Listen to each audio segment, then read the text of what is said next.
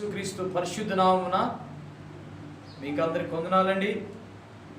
మరోసారి వీడియో ద్వారా మీ మధ్య రావటం దేవుడు నాకు ఇచ్చిన కృపను బట్టి దేవాతి దేవునికి మహిమ కలుగును గాక.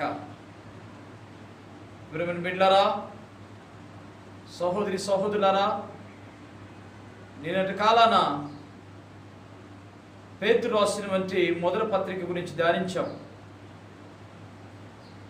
మొదటి పత్రికలో యేసుక్రీస్తు యొక్క సత్యమైన కృప గురించి ధ్యానిస్తూ వచ్చాం. అదేవిధంగా రెండో పత్రికలో పేతురు అన్ని జనుల నుంచి యేసుక్రీస్తును అంగీకరించి వారి గురించి రాస్తూ ఉన్నాడు. ప్రాముఖ్యంగా గమనించినట్లయితే ఈ పత్రిక దేవుని గురించి యేసుక్రీస్తు గురించినటువంటి జ్ఞానమును, అనుభవ జ్ఞానం కావాలి అని చెప్తూ రాస్తూ ఉన్నాడు. ఎందుకనగా దేవుని సంఘములో ఉన్న సమస్య ఏంటంటే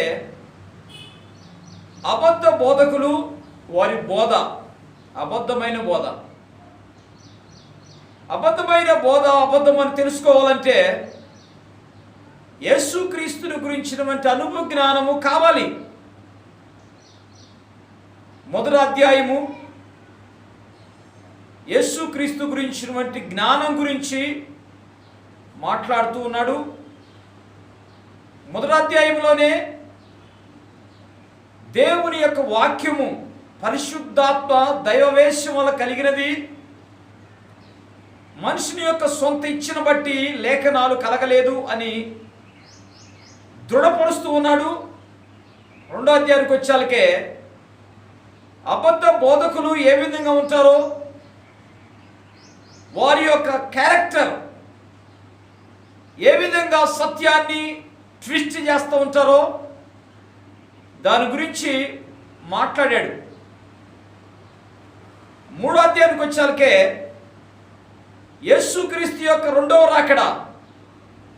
ఆ సంఘములో కొందరు యేసుక్రీస్తు ఎప్పుడో చెప్పాడు వస్తానని, ఇంకా రాలేదు, ఆయన రాడు, ఆయన వాగ్దానం ఏమైంది వస్తానంది, అంత అభూత కల్పన అని చెప్పేసి నాశనం రాదు, లోకం మీదకి సుఖంగా ఉండొచ్చు, ఏం బాధ లేదు అని అబద్ధ బోధ బోధిస్తున్న వారికి రెండవ రాకడ ఉన్నది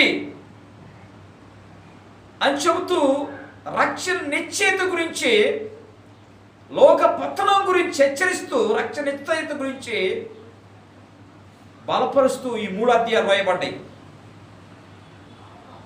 యేసుక్రీస్తు గురించినటువంటి జ్ఞానము 16 సార్లు రాయబడిందండి. నాలెడ్జ్ అనే పదము ఈ మూడు అధ్యాయాల్లో 16 సార్లు రాయబడింది. అంటే ఒక పదము మాటి మాటికి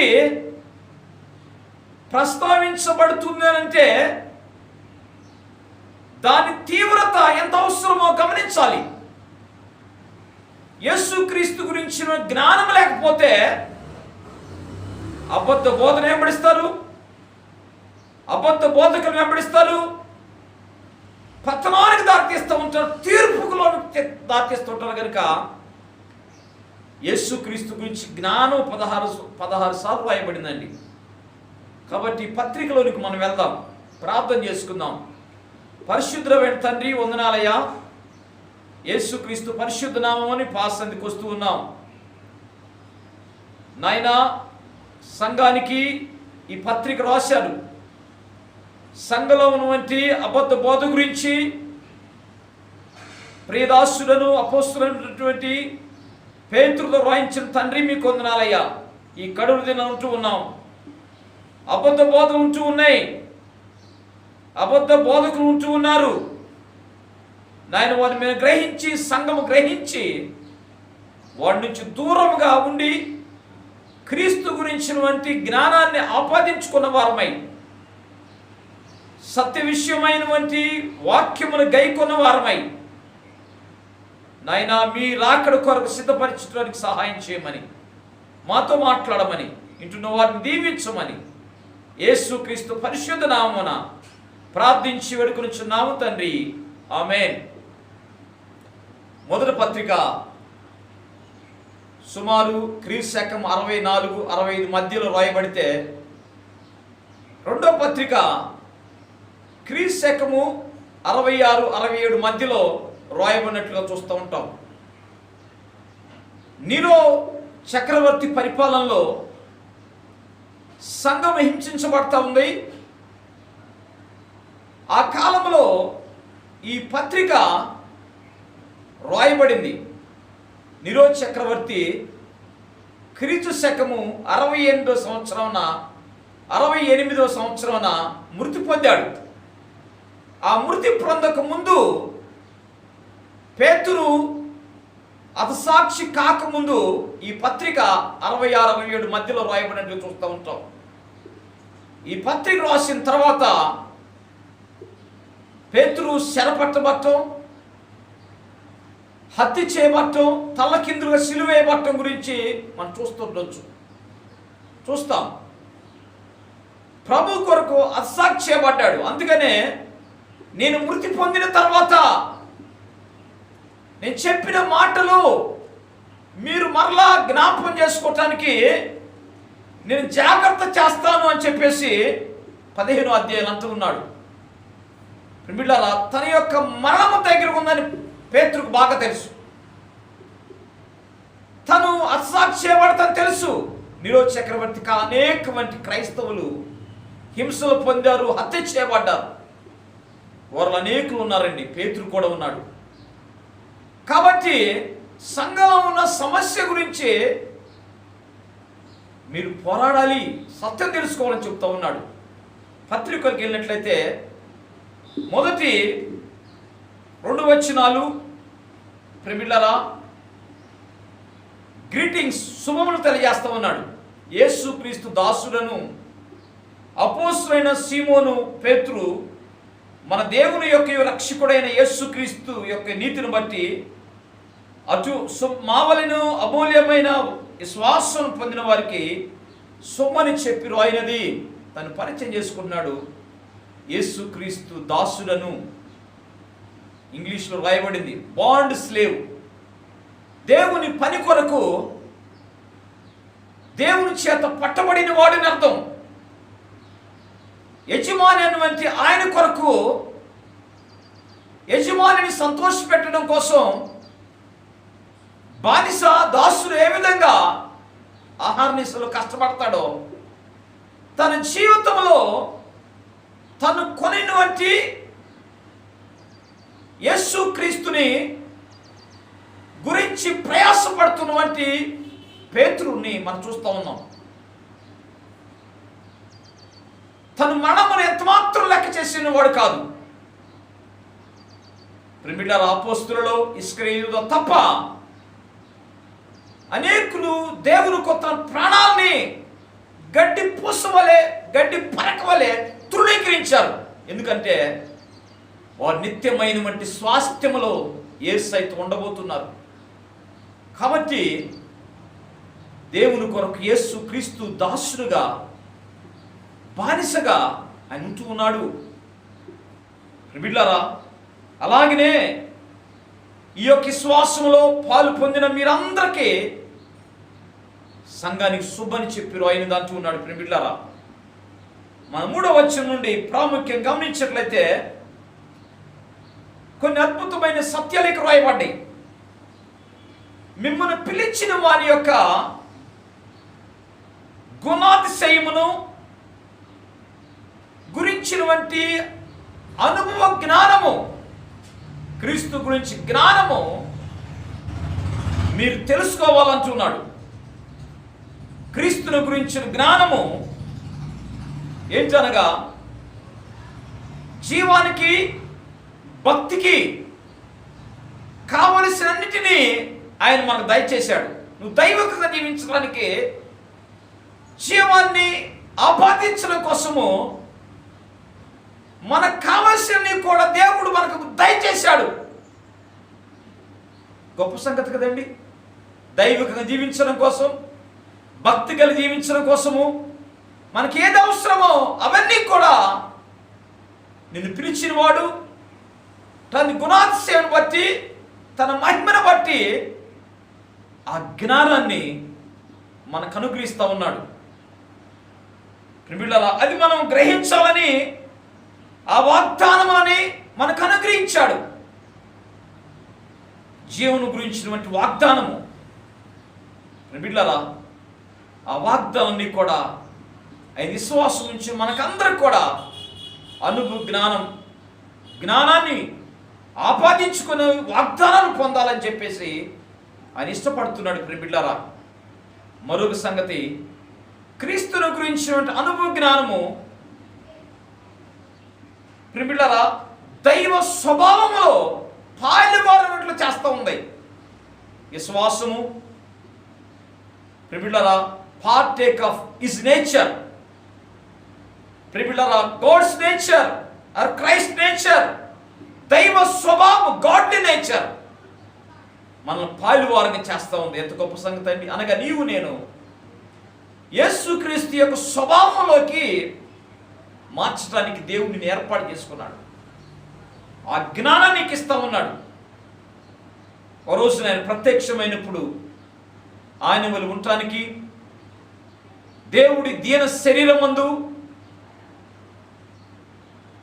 అక్షయమైనటువంటి ఓడబారణ వంటి రక్షణ చేత మనము దైవ స్వభావంలో పాలు పొందటానికి ఆయన నీలో ఉండి, నీతో ఉండి, తన ఆత్మ ద్వారా, తన జ్ఞానము ద్వారా భక్తికి, జీవానికి కావలసిన సమకూరుస్తూ దైవ స్వభావంలో పాలువరట్లు చేస్తూ ఉంది. బిడ్డలారా, సహోదరుడా, నీ నా జీవితంలో దైవ స్వభావంలోకి మార్చబడుతూ ఉన్నాం, పాలువరవుతా ఉన్నాం. సీతకు ఒక చిలుక చాలా అందంగా, కలర్ఫుల్గా ఉంటుంది. ఇష్టపడిన వారు ఎవరండి? పిల్లలు ఇష్టపడతారు, పెద్దవాళ్ళు ఇష్టపడతారు.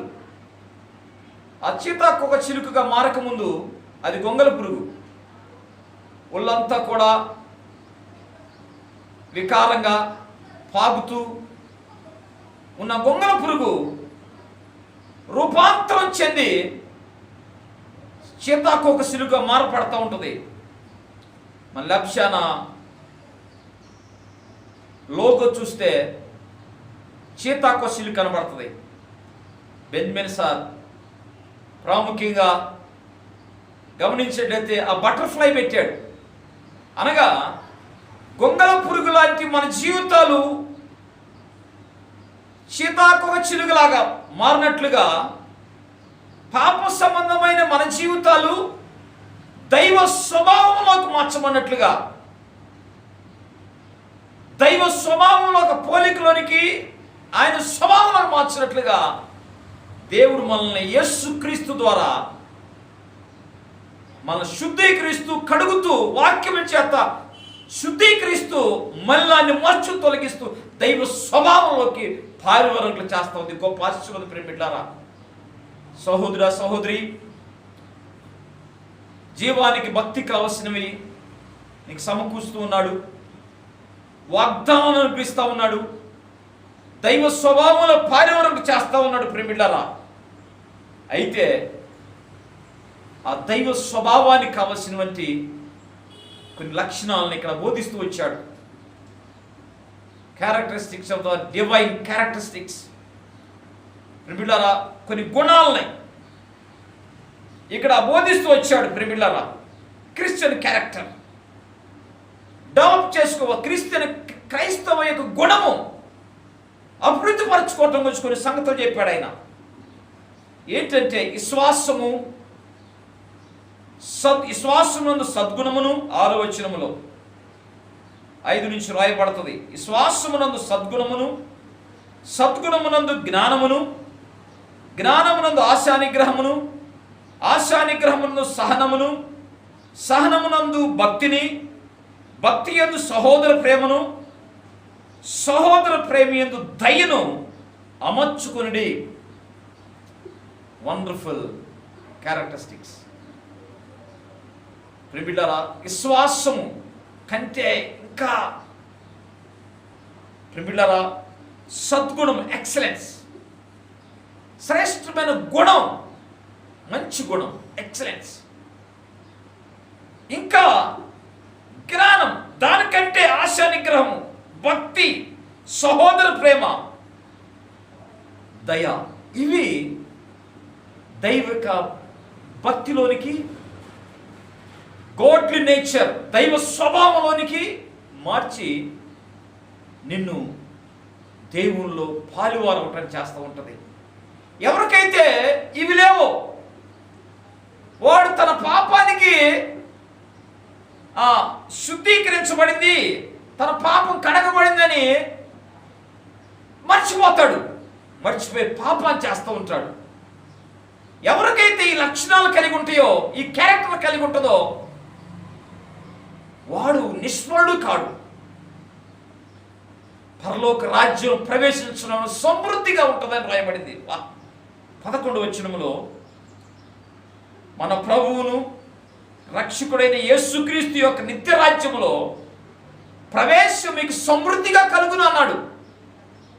గాడ్లీ నేచర్, క్రీస్తు గురించి జ్ఞానములో నువ్వు ఎదిగినట్లయితే, దైవ స్వభావంలోకి నువ్వు పాలివారమైతే నీ కొరకు పరలోక ద్వారాలు బాహాటంగా తెరవబడతాయి. నీ ప్రవేశము సమృద్ధిగా ఉంటుంది. ఇక నీ గురించి ఆయన 2-3 సార్లు ఆలోచించిన అవసరం లేదు. ఎందుకనగా నువ్వు దైవ స్వభావంలోకి మార్చబడ్డావు. బిడ్డలారా, అది ఇక్కడే. అందుకని మీ మట్టుకు మీరు పూర్ణ జాగ్రత్త గలవారై భూలోకం ఉండగానే పరలోక సంబంధమైనటువంటి అర్హతని, పరలోక సంబంధమైనటువంటి జ్ఞానాన్ని, పరలోక సంబంధమైన దైవ గుణాన్ని అలవర్చుకోవాలి, అనుభవించాలి. అక్కడ పోయిన తర్వాత అనుభవించడం కాదు. ఇక్కడ గాడ్లీ నేచర్, దైవ స్వభావాన్ని నువ్వు అనుభవించాలి, పరలోక సంబంధం అనుభవించాలి. అది దేవుడి ఉద్దేశం. సహోదరుడా, నీ కొరకు పరలోక ద్వారాలు బాహాటంగా నీ ప్రవేశ సమృద్ధిగా ఉండాలంటే యేసుక్రీస్తు గురించినటువంటి అనుభవ జ్ఞానము, ఆయన గుణాతిశయమును, ఆ దైవ స్వభావంలోనికి పారివరనట్లుగా క్రైస్తవ గుణమును లేక వర్ధిల్లతం గురించి నువ్వు పాలివారు చేయబడాలి. 12 నుంచి 12, 13, 14, 15, 16 వచనాల్లో పౌలు మీరు ఈ సంగతులు విన్నారు, ఇదివరకే విన్నారు, ఇని దేవుని కాడి కిందకు వచ్చారు. నేను వాటి మీకు జ్ఞాపకం చేస్తున్నా, అవే సంగతులు జ్ఞాపకం చేస్తున్నా. నేను వెళ్ళిన తర్వాత కూడా ఇవి మీరు జ్ఞాపకం చేసుకుని భద్రం చేస్తా ఉన్నా, జాగ్రత్త పడుతున్నా. వేరొక మాటలు కాదండి. ఏదైతే యేసుక్రీస్తు వారు బోధించాడో, యేసుక్రీస్తు వారి గురించి జ్ఞానం ఏదైతే పాత నిబంధనలో ప్రవక్తల ద్వారా ఆయన మాట్లాడాడో, ఏదైతే యేసుక్రీస్తు బోధించాడో, ఏది అపోస్తులు బోధించారో, ఏదైతే మీరు విన్నారో అపోస్తుల ద్వారా, ఏదైతే మీరు విన్నారో అదే సంగతులు నేను బోధిస్తున్నా, మీకు గుర్తు చేస్తున్నా, జ్ఞాపకం చేస్తున్నా. నేను కల్పన కథలు లేక చాతుర్యము గల మాటల చేత ఆయన రాకడ గురించిన సంగతులు మీతో మాట్లాడలే. పరిశుద్ధాత్మ మనకి ఇవ్వబడింది. యేసుక్రీస్తు ఏ బోధించాడో అవే సంగతులు, వేరొకటి కాదు, అవే సంగతులు మనం బోధిస్తున్నాం అన్నాడు. అవే సంగతులు అపోస్తులు బోధించారు, మన కొరకు వాయించారు. పేతురు రూపాంతరం కొండ మీద ఆ నెక్స్ట్ వచనాల్లో మేము ఆయన చూశాము, ఆ మహిమను చూశాము, మహత్యాన్ని కళ్ళారు చూశాము, ఆయన స్వరాన్ని విన్నాం. ఆ పరిశుద్ధ పర్వతం మీద, రూపాంతరం కొండ మీద పేతురు, యోహాను, యాకోబులు ఆయనతో వెళ్ళారు. ఆ యొక్క స్వరాన్ని విన్నారు, చూశారు. అంతకంటే శ్రేష్టమైనటువంటి ఈ వాక్యము దేవుని యొక్క పరిశుద్ధాత్మ శక్తి ద్వారా కలిగింది. ఆ వాక్యము ఎలాంటిదంటే, మీ హృదయాలు ఉదయించు వరకు ఈ వాక్యము చీకటిగల చోట వెలిగించు, చుట్టూ ఎలిగినిచ్చు దీపమైనట్టు ఉన్నది. ఇవి మనుషుల యొక్క ఊహను బట్టి కలగలే. ప్రవచ లేఖనాలు ఏ ప్రవచనం పుట్టదని మీరు గ్రహించాలి. ఇచ్చిన బట్టి కలగలే, పరిశుద్ధాత్మ వలన ప్రేరేపణ వలన దేవుని మూలం కలిగినాయి. దేవుని వాక్యం మనుషులు ఇచ్చిన బట్టి కలగలే. ఈ వాక్యము చీకట్లో వెలుగులాగా, ఏ కూచుక్కలాగా మీ హృదయాల్లో వెలిగించబడింది. ఈ వాక్యము మీకు అవసరము, మనకు అవసరము. బిడ్డలారా, ఈ రోజుల్లో వాక్యం మీద ధ్యానం ఉంచట్లే. వాక్యాన్ని ధ్యానించే సమయం విశ్వాసుల జీవితాల్లో కనబడతలేదు, సేవకుల జీవితంలో కనబడతలేదు. వాక్యము కరువగునని రాయబడింది. సుఖమైన బోధకు అలవాటు పడి వాక్యాన్ని కూర్చొని పరిశుద్ధ ధ్యానించే రోజులు లేవు. అందుకనేమో ఈ లీజర్ టైం ఇచ్చాడు, విశ్రాంతి ఇచ్చాడు ఈ కరోనా వైరస్ వల్ల. ఎందుకంటే నువ్వు ఆత్మీయ ఎదగాలనేమో దేవుని వాక్యంలో ఉన్న జ్ఞానం నీకు కావాలి, సత్యమైన జ్ఞానం నీకు కావాలి. పరిశుద్ధత ప్రేరేపణ వల్ల కలిగించబడిన లేఖనాలని నువ్వు తెలుసుకోవాలని ఆ వాక్యము నీ జీవితంలో వెలుగులా ఉంటుంది, దీపముగా ఉంటుంది. బిడ్డలారా, మొదటి అధ్యాయం చక్కగా అనేక సంగతి తెలుసుకున్నాం. రెండో అధ్యాయానికి వచ్చేసరికి అబద్ధ బోధలు, అబద్ధ బోధకుల గురించి పేతురు సంఘానికి వస్తున్నాడు. ఇది ఇంటర్నల్ సమస్య, సంఘంలో ఉన్నటువంటి సమస్య ఏందనగా అబద్ధ బోధలండి. అబద్ధ బోధకులు వారు అబద్ధ బోధలు అంటే వేరొక బోధ కాదు, కానీ బైబిల్లో ఉన్నటువంటి సంగతుల్ని, బైబిల్లో ఉన్న సిద్ధాంతాలని స్వకీయ దురాశ అనుసరించి, అలాగనే భిన్నాభిప్రాయాలు, నాశనకరమైన భిన్నాభిప్రాయాలు. మనం ఎలా తెలుసుకుంటామంటే, ఏ భగవద్గీతను, ఏ ఖురాన్ గురించో సంఘంలో బోధిస్తే మనకి వెంటనే అర్థమవుతుంది, ఇది లోక సంబంధమైన బోధ అని. కానీ వాళ్ళు బోధించింది బైబిలే. వారు నిలబడేది ఇప్పుడు సంఘాల్లోనే. కానీ తమ కొన్న ప్రభువుని వారు విసర్జించి నాశనకరమైనటువంటి భిన్నాభిప్రాయాలని రహస్యంగా బోధిస్తూ ఉంటారు. ప్రభుని విసర్జిస్తారు, వాళ్ళు సరి బోధను విసర్జిస్తూ ఉంటారు. వారు నాశనకరమైన భిన్నాభిప్రాయాలు బోధిస్తూ ఉంటారు. వారు గుణం గురించి మాట్లాడాడు పరిశుద్ధాత్మదేవుడు.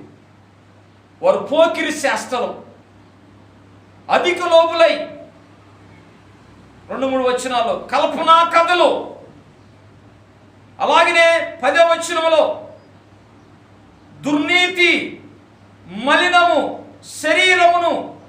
శరీరానుసారంగా జీవిస్తూ ప్రభుత్వం నిరాకరిస్తూ ఉన్నారని, అలాగనే 10వ వచనం మధ్య భాగంలో వీరు తెగు గలవారును స్వేచ్ఛాపరులై మహాత్మను దూషిస్తూ ఉన్నారని, అలాగనే 14వ వచనంలో పాపాన్ని మానలేని కన్నులు కలవారు,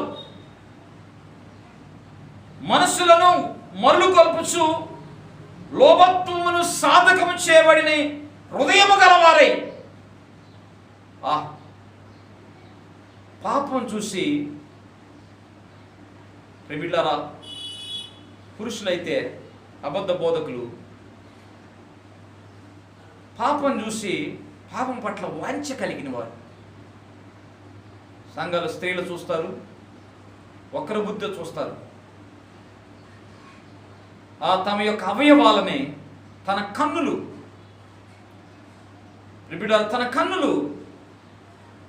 పాపం మానలేనివంటి పోకిరి చేష్టలు, సెక్సువల్ డిజైర్స్, పైకి బాగానే ఉంటారు, హ్యాండ్సమ్ ఉంటారు, కానీ వారి అంతరంగ జీవితము పాపం ఉంది కనుక వారి ఆలోచనలు తలంపులు కూడా పోకిరి చేస్తారు. శరీరాన్ని అపవిత్రం చేసి శరీరాన్ని సజీవించడం కోసం వారు అధిక లోబులై ధనాశ, ధనాపేక్ష అధికంగా ఉంటుంది. కల్పనా కథ చెప్తారు, మోసం అని చెప్తుంటారు. అలాగనే మహాత్ములు దూషిస్తూ ఉంటారు. ప్రభుత్వం నిరాకరిస్తూ మలినమైనటువంటి దురాశలను కలిగి శరీరానుసారం జీవించేవారు. సహోదరుడా, వారి క్రియలు, వారి యొక్క గుణము బట్టి తెలుసుకునవచ్చును. వారు తెలుసుకోవాలంటే నీకు సత్యం తెలియాలి. లేఖనంలో సత్యం తెలిసినప్పుడు ఆ సత్యమే తెలుస్తుంది. నీకు సత్యమే తెలియనప్పుడు, దేవుడు లేఖనాల యొక్క జ్ఞానం నీకు లేనప్పుడు ఆ సత్యం ఏంటో తెలియదు. సంఘాన్ని చెబుతూ ఉన్నాడు, అబద్ధ బోధకులను మీరు గుర్తించాలంటే, అబద్ధ బోధ నిరాకరించాలంటే దైవ స్వభావంలోకి దేవుని గురించి జ్ఞానం మీకు అవసరం. ఈ అబద్ధ బోధకుల శిక్షను తప్పించుకోలేరు. ప్రియులారా, వీరు రాబోయే తీర్పుకి వీరికి తప్పకుండా ఉంది. దేవదూతలు ఆయన విడిచిపెట్టలే. తీర్పు దినం కొరకు నాశనం కోసం వాటిని బంధించాడు, వాటిని సిద్ధం చేస్తామన్నాడు. అలాగనే సొదొమ గొమొర, అలాగే నోవాహు దినాల్లో ప్రజలు తినుసు తాగుసు ఇష్టానుసారం ఉంటూ ఉన్న దినాలు వాళ్ళు విడిచిపెట్టలే. సొదొమ గొమొరని విడిచిపెట్టలే, బిలామును విడిచిపెట్టలేదు. తప్పకుండా పాపానికి, అబద్ధానికి శిక్ష ఉంది. ప్రస్తుతం తప్పించుకోవచ్చేమో, కానీ ఒక రోజున శిక్ష అనేది ఉంది. తప్పకుండా నిత్య నరకాగ్ని కొరకు వారు సిద్ధపడుతూ ఉన్నారు. బిడ్డలారా, డబ్బు కోసము, ధనాపేక్ష కోసము ఇలాగా తమ కొనిన ప్రభువుని విసర్జించాలని రాయబడింది. దేవుడు నిన్ను కొన్నాడు. కొంటే నువ్వు తప్పుడు బోధలకి, అబద్ధ బోధ అమ్ముడు పోకు. బిలామంతే చేశాడు. దేవుడు ప్రవచన వరాన్ని ఇచ్చాడు. బిడ్డలారా, దేవుడు ఆశ్రయించే వరం ఇచ్చాడు. కానీ రాజుగారి యొక్క బహుమానం కోసం ఆశపడి ఇశ్రాయేలీయుల్ని శపించడానికి బయలుదేరాడు. తమ కొన్న ప్రభువుని నిరాకరించారు. దేవుణ్ణి కొంటే డబ్బు కోసమో డినామినేషన్ మార్చడం, డబ్బు కోసమో సంఘాల పేరు మార్చడం, డబ్బు కోసమో ప్రిమిళరా నీ యొక్క క్యారెక్టర్ మార్చుకోవటం, డబ్బు కమ్ముడు పోవటం ఎక్కువతో ఉంది కరుణ దినాల్లో. నేను ఒక సంఘానికి వెళ్ళాను. మంచి బోర్డు పెట్టారు సంఘం పేరు. ప్రిమిళరా మరొక 5 సంవత్సరాల తర్వాత మరలా అదే సంఘానికి వెళ్ళా. బోర్డు మార్చబడింది, వేరే సంఘం పేరు. ఆ వేరే సంఘం ఉంది. ఆశ్రయనే విశ్వాసులు వాళ్ళే. ఏదో మా పోయినసారి వచ్చినప్పుడు ఆ పేరు ఉంది, ఇప్పుడు ఈ పేరు ఉందంటే, అయ్యా మేము డినామినేషన్ మార్చుకున్నాం. ఎందుకు మార్చుకున్నారంటే, అయ్యా వాళ్ళు చర్చి కట్టిస్తా ఉన్నారు, శాలరీ ఇస్తా ఉన్నారు, నెల నెల అవి ఇస్తా ఉన్నారు. ఏంటి అబోదంటే, అయ్యా ఇది బైబిల్దే కానీ కొంచెం తేడా ఉంది. క్రీస్తు సాక్షులు కొనటం. అయ్యా ఎందుకంటే అక్కడ పరిశుద్ధాత్మ నమ్మరు, పాటలు పాడరు, వాయిద్యాలు వాయించరు. ఎందుకనగా వారు అమ్ముడుపోయారు. సహోదరు, బి కేర్ఫుల్. పనిష్మెంట్ రెడీగా ఉంది, నువ్వు తప్పించుకోలేవు. మిమ్మల్ని కొనిన వంటి ప్రభువుని విసర్జించి దురాశలను అధిక లోపులై ప్రభువుని విసర్జించిన వారు, తాము ఏర్పాటు చేసుకున్న దేవదూతలు కూడా అధికారం కోసం ప్రభు నిరాకరించి పడతోయబడ్డారు. Be careful.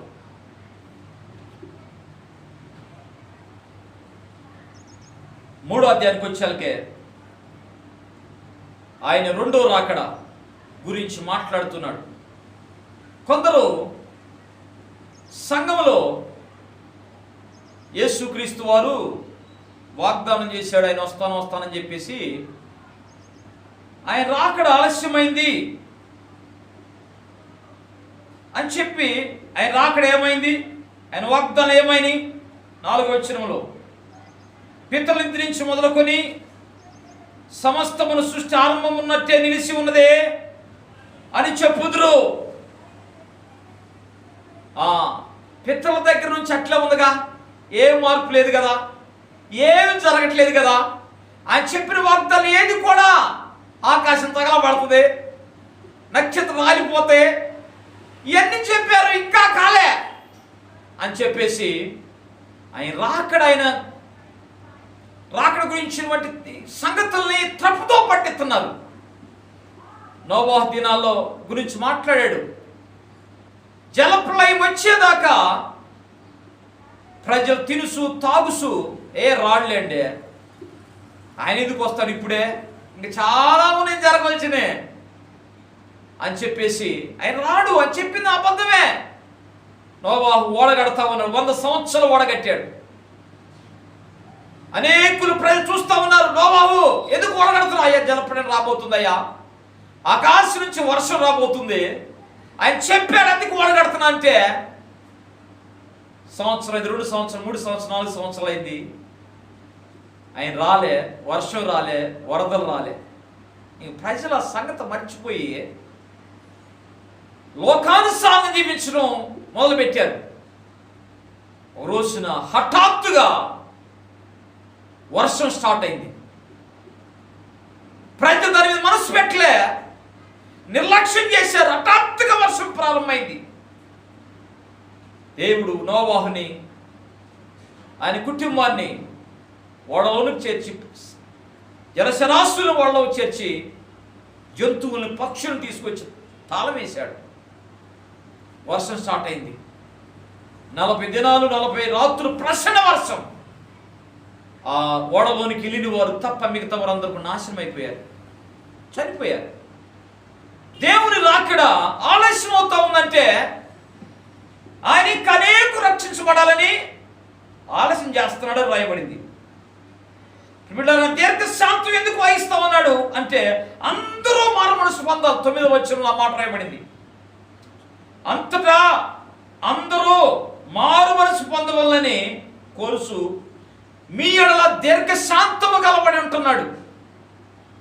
ఎందుకు దేవుడు రాకడ ఆలస్యం అవుతుందంటే, మనందరి కోసం ఇంకా అనేకులు రక్షించబడాల్సిన వారు ఉన్నారు. ఇంకా ఆయన దృష్టిలో ఇంకా అనేకులు, ఆయన దృష్టి అనేకులు ఉన్నారు. వారందరిని మనం ప్రభు యొద్ద నడిపించాలి, సర్వలోకానికి సువార్త అందించాలి. ఆయన యొక్క చిత్తం ఉన్న వారందరూ తీసుకురావాలి. ఆయన దీర్ఘశాంతం వహిస్తూ ఉన్నాడు బిడ్డలారా. కాబట్టి ఆయన ఆలస్యం చేస్తున్నాడు, కానీ ఆయన రానై ఉన్నాడు. తప్పకుండా ఆకాశం రగులు కురును, పంచభూతులు లయమైపోవును. అలాగనే పంచభూతులు అనగా ఆకాశం, భూమి, నేల, నీరు, నిప్పు నాశనం కాబోతుంది. మిక్కుట వేండ్రంతో ఈ లోక ప్రిబిళ్ళరా వేండ్రముతో లయమైపోయే రోజు రాబోతుంది. అత్త కృత్యములను కాలిపోయే రోజు రాబోతుంది. లోకపు నటన గద్దించిపోబోతుంది. కాబట్టి ఎవరైతే పరిశుద్ధమైన భక్తితోటి, మరోసారి చెప్తున్నాడు 12వ వచనంలో, దేవుని దినపు రాకడ కొరకు కనిపెడుచు దాని ఆశతో అపేక్షించు మీరు పరిశుద్ధమైన ప్రవర్తనతోను భక్తితోను ఎంతో జాగ్రత్త గలవారి ఉండాలి. వారి మాటలు నమ్మకండి, అబద్ధ బోధలు నమ్మకండి. ఆయన వాగ్దానాలు నెరవేర్చబడవని చెబుతున్నారుగా, ఆయన రాడు. బట్ నమ్మకండి, హఠాత్తుగా ఆయన రాబోతుంటాడు. భక్తితోనూ మంచి ప్రవర్తనతోనూ జాగ్రత్త కలిగి ఉన్నాం. కొత్త ఆకాశం, కొత్త భూమి రాబోతుంది. వాటి యందు మనం నివసించబోతున్నాం భక్తితో ఉన్న వారిని. 14 వచ్చేలకే, ప్రియులారా, వీటి కొరకు మీరు కనిపెట్టువారును శాంతం గలవారై ఆయన దృష్టి నిష్కలంకులను నిందారహితులను కనబడినట్లు జాగ్రత్త పడుడి. వీళ్ళారా, బి కేర్ఫుల్. ఓపికతో కనిపెట్టాలి. నూతన సృష్టి కొరకు, మనలో మార్పు కొరకు భక్తితోను మంచి ప్రవర్తనతోనూ జీవిస్తూ జాగ్రత్త కలిగి ఉండాలని చెప్తా ఉన్నాడు. పౌలు నేను కూడా దీన్ని ఎదురు చూస్తూ ఉన్నాను, పేతురు నేను ఎదురు చూస్తూ ఉన్నాను. పౌలు కూడా ఈ సంగతి రాశాడు. పౌలు రాసిన పత్రికలో కూడా, తీతు పత్రిక, తిమోతి పత్రికలు కూడా అబద్ధ బోధకుల గురించి రాశారు. వాడు అంత్యదినాలు ఏ విధంగా ఉంటారో రాశాడు పౌలు కూడా. కాబట్టి నేను కూడా వాటికి జ్ఞాపకం చేస్తున్నా. లేఖను అపార్థం చేసుకోవద్దు. స్వకీయ నాశనాన్ని వారు కొందరు సమకూర్చుకుంటున్నారు. మీరు ఈ సంగతులు విని తప్పుడు బోధను తొలగి మీ మనస్సును స్థిరపరచుకునుడి, కాసుకుని ఉండు అంటున్నాడు. బిడ్డలారా, కాబట్టి మా రక్షకుడు కృపను గ్రహించగలిగిన వాడు. కృపయు జ్ఞానమందును అభివృద్ధి పొందుడి. గ్రేస్ అండ్ నాలెడ్జ్ అభివృద్ధి చెందాలి. కృపయందు జ్ఞానమందును అభివృద్ధి చెందమని సంఘానికి రాస్తున్నాడు. ఆ దైవ కృప, ఆ జ్ఞానము మీరు మనకందరూ దయచేయును గాక. ఆమేన్. ప్రార్థన చేసుకుందాం. పరిశుద్ధమైన తండ్రి, వందనాలయ్యా. ఇతబడిన వాక్య నీడ ఫలింపచేయండి తండ్రి. ఎంతమంది అయితే దీన్ని విన్నారో వారందరూ ఆశ్రయించమని మీ కృపలాస్తాలకు అప్పగించుకుంటూ యేసుక్రీస్తు నామమున ప్రార్థిస్తున్నాము తండ్రి. ఆమేన్. మరొకసారి మరొక వీడియో ద్వారా మీ మధ్యకి దేవుడు మనకు తీసుకొచ్చును గాక. ఆమేన్.